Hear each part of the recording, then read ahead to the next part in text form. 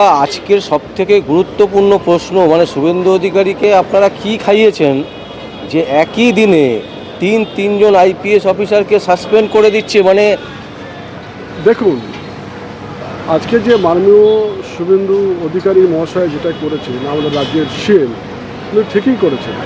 কোনো ওষুধ খান নেই, উনি হচ্ছে জয় শ্রীরামের আশীর্বাদ পেয়েছেন আর পদ্মফুলের সুবাসে উনি প্রস্ফুটিত হয়েছেন।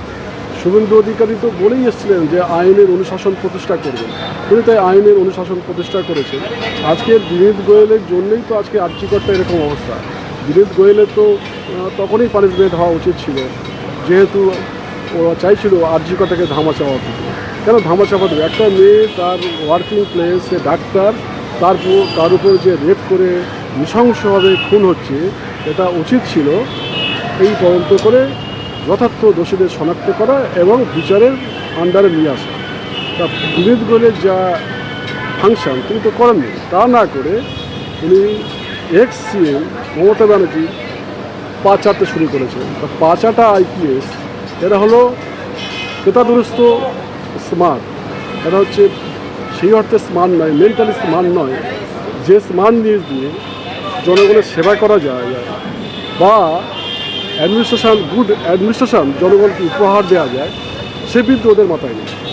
নর্মালি তিনটে আইপিএস, বিনীত গোয়েল, ইন্দ্রা মুখোপাধ্যায়, আরেকজন কে আছেন, সাসপেন্ড হয়েছে।